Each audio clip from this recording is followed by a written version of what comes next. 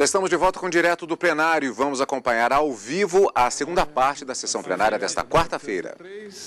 Tem como requerente a Confederação Nacional do Transporte, CNT, como interessada a Assembleia Legislativa do Estado de Minas Gerais. Haverá sustentação, senhor presidente?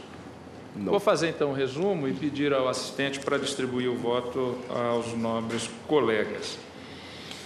Senhor presidente, a lei atacada tem a seguinte redação. As empresas concessionárias de transporte coletivo intermunicipal ficam obrigadas a promover adaptação em seus veículos, a fim de se facilitar o acesso e a permanência de portadores de deficiência física e de pessoas com dificuldade de locomoção.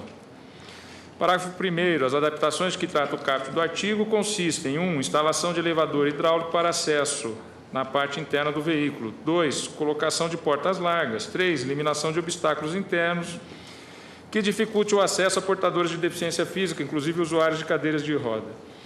E, enfim, a lei segue, senhor presidente, trazendo, então, disciplina e dizendo, no final, que cada empresa deverá estipular e tornar públicos os horários de circulação dos veículos adaptados, que o descumprimento das normas nesta lei será punido com multa equivalente a 500 UPF-MG e que esta lei será regulamentada pelo Executivo em 120 dias a contar da data da sua publicação.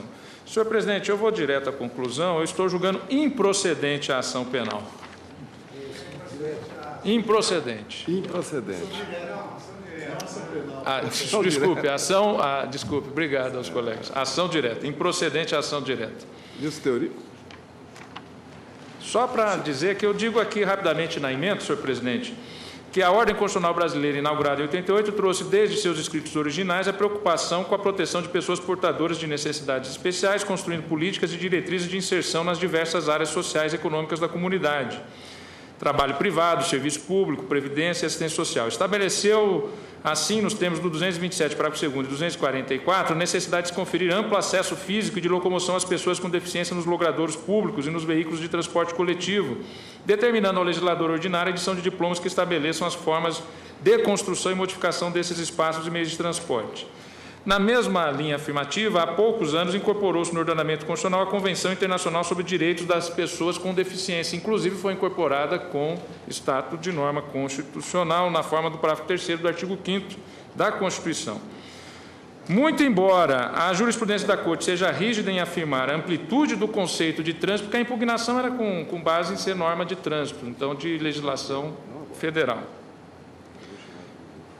Eu digo que,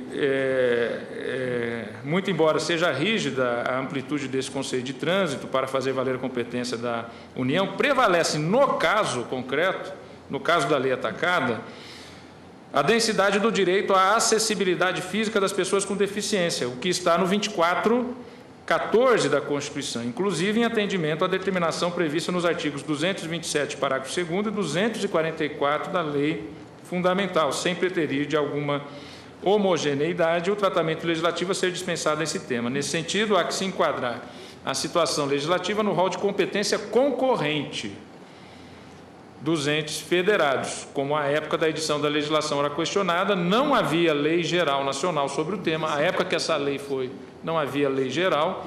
Parágrafo 3º do 24 da Constituição, era deferido aos Estados-membros exercerem a competência legislativa plena, suprindo o espaço normativo com suas legislações locais. A preocupação manifestada no julgamento cautelar sobre a ausência de legislação federal protetiva hoje se encontra superada na medida em que a União editou a Lei 10.098 de 2000, que dispõe sobre normas gerais e critérios básicos de promoção da acessibilidade das pessoas com deficiência. Por essa razão, diante da superveniência da lei federal, a legislação mineira, embora constitucional, perde a força normativa na atualidade naquilo que contrariar com a legislação geral de regência sobre o tema na forma do parágrafo 4º do 24. Mas esse é um outro tema. No que diz respeito à ação direta, eu julgo ela improcedente, porque não é norma de trânsito. Há divergência em relação ao voto? Presidente, a decisão do plenário na cautelar foi em outro sentido. Sim. Foi nesse. Foi nesse. Foi? Então, o presidente do Tribunal Nisso Pertence deferiu a cautelar a de referendo. Mas o plenário não referendou. Eu fui o relator do processo naquela fase, e o tribunal entendeu que deveria subsistir, pelo menos até o final do julgamento desta ação, a lei mineira, uma vez que, embora havendo aquela situação de condomínio legislativo, o fato é que naquele momento a União Federal não havia ainda editado uma lei veiculadora de normas gerais. Hoje essa lei existe, como o próprio ministro e o relator agora nos comunica. Mas naquele momento não. Então, nós discutimos o problema, até eu fiz constar da ementa, digamos, essa expressão, a questão da lacuna normativa preenchível. Precisamente por quê?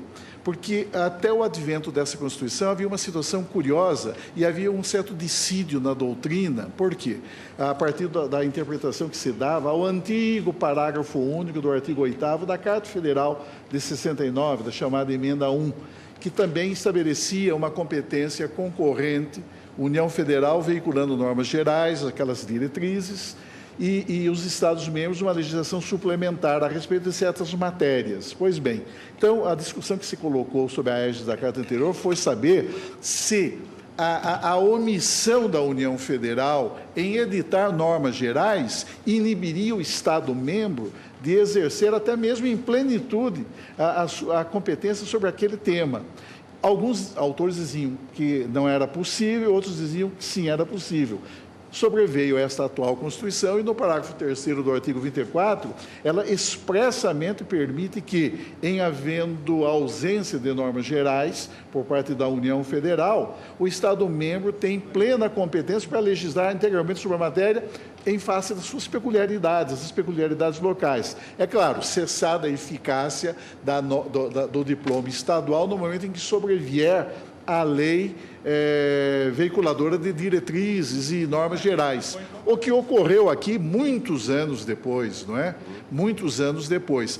Mas, mesmo que houvesse, foi o que se discutiu então no acórdão, mesmo que a União Federal houvesse editado, não havia, mas mesmo que ela houvesse editado essa lei veiculadora de normas gerais, seria possível verificar no texto da lei nacional a existência de lacunas preenchíveis. E se elas fossem constatadas, legitimar-se-ia o exercício pelo Estado-membro da sua competência. Agora, naquele momento histórico, naquele instante em que se editou a lei mineira e em que o tribunal negou a pretendida suspensão cautelar de eficácia desse diploma, na verdade, inexistia o diploma legislativo nacional editado pela União Federal. Por isso que o tribunal entendeu que era perfeitamente lícito ao Estado-membro, com apoio no artigo 24, no inciso tal, no artigo 24 da Constituição, legislar sobre esse tema que envolvia a questão de pessoas portadoras de deficiência, exatamente atendendo a uma recomendação da própria Constituição, no sentido de dispensar uma tutela mais efetiva a esse grupo vulnerável. Agora, sobreveio, acho que quantos anos depois, eu nem sei. 2000. A cautelar foi negada ao referendo em 93. 97 anos depois sobreveio a lei nacional, 10.000 e pouco, não é? Dispondo sobre o tema. Por isso é que o próprio ministro relator, ministro Toffoli, hoje diz que, diante da superveniência da lei federal, que na verdade é muito mais uma lei nacional, mais do que uma lei apenas federal, a legislação mineira, embora constitucional e plenamente válida à época em que ela foi editada, perde a força normativa, no presente momento, naquilo em que ela entrar em conflito com a legislação geral de regência do tema. Não é? Mas sim, isso não é o que estamos a julgar aqui. Nós estamos a julgar se o Estado tinha competência para legislar. Estão todos de acordo? De acordo. Ação direta julgada improcedente, decisão unânime.